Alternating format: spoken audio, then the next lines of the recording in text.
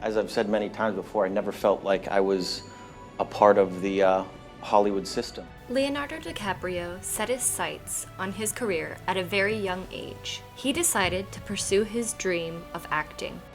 I think a lot of his actions were deplorable, and he'll admit that, but when somebody's such an open book, so candid about what they did and unflinching, you have to appreciate that as an actor, because there's not many people that really do that. Because the world that we live in seems to be very surreal sometimes. This incessant need for more is part of our culture, and I see it all around me. In doing this movie, we wanted to put that darker nature of humanity up on screen. I got sort of robbed at 5 years old or something like that. It was a pretty hardcore neighborhood, and I think that gave me a lot of motivation to sort of, I think, be successful really and try to do something else. I grew up in a kind of an artistic household. I was always kind of imitating my dad's friends, and I would imitate everyone around us in the neighborhood. I'd do that, carry that over in school, and get into a lot of trouble constantly. Once I found out that people actually got paid for this, I was like, all right. The movie comes out, and all of a sudden, people start seeing it around the world. It's incredibly successful, and people are saying,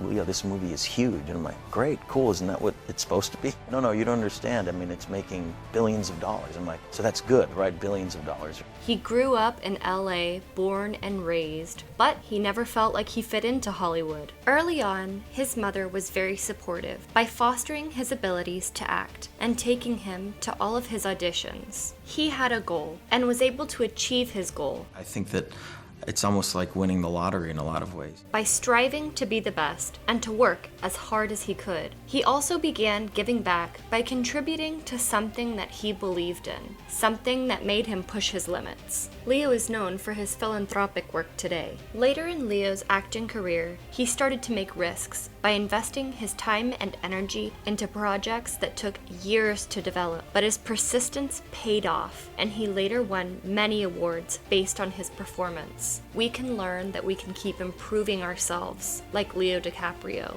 He never stopped from an early age improving his career and his self into someone we know and love today. I want to do this for a living. This is what I know I want to do. This is my passion.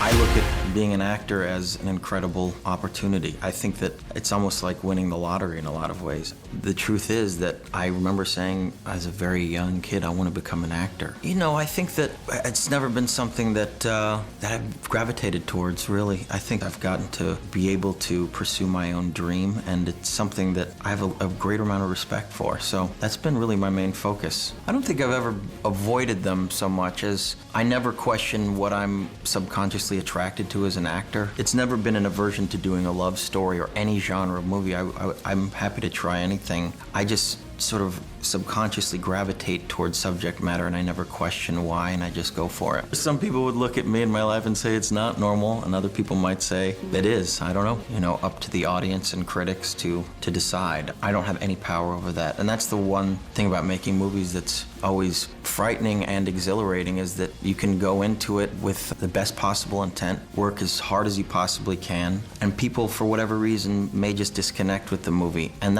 you're powerless to that. You really are. All you can do is really show up on set, work as hard as you possibly can, and that I can say that I do. It's called LDF, and we kind of focus on protecting endangered species and their ecosystems. So coral reef systems, jungles that are home to sort of top predators, sharks, tigers, things like that. 90% of them have sort of been eliminated from the oceans, but the truth is that these things have no voice. Only 2% of philanthropy goes towards environmentalism, which is microscopic compared to the benefits that it gives us. So my whole goal with that auction was to really try to isolate some of these places and protect them for all time. That's my goal. When I work with these NGOs, these nonprofit organizations, you kind of go on the ground, you see what's happening. I did a whole excursion where I went to Nepal, went on elephant back and looked for tigers. Of course, for 4 days I was there, didn't see a single tiger. They blend into the jungle, and the elephants sort of go up on their hind legs, and they react to a tiger being there, but you can't actually see them. And then I went scuba diving looking for sharks, and I had a huge fear of sharks. And when I did Blood Diamond in 2006, I actually got stuck in a cage with a great white, which was awesome. truly, we're talking about, I suppose, a retrospective on my life, but I have seen different ebbs and flows in the industry, and I got to say, this year's pretty astounding. A lot of, outside financing has come in, greenlit films that I don't think would normally be financed, and therefore there have been a lot of, outstanding performances as well. I'm really excited to be, just in the conversation this year. It's been great. I was born in Cedars-Sinai, which is now the Scientology Center. I grew up on Hollywood and Western, which is kind of a well-documented area because it was Bukowski's safe haven where he would sort of roam around and write. My father would also carry me around in a crib and run into Bukowski. But it was my parents both came from New York, and they had this postcard image of utopian Los Angeles and Hollywood. That's where I grew up, and then later on moved to Silver Lake and Los Feliz for a long period of time after that. But I'm from LA, born and raised here, but as I've said many times before, I never felt like I was a part of the Hollywood system. Mm-hmm. I always felt like this weird outsider. And I think that if it weren't for the fact that I had a mother that really took the time to listen to a kid that said, I want to do this for a living, this is what I know I want to do, this is my passion,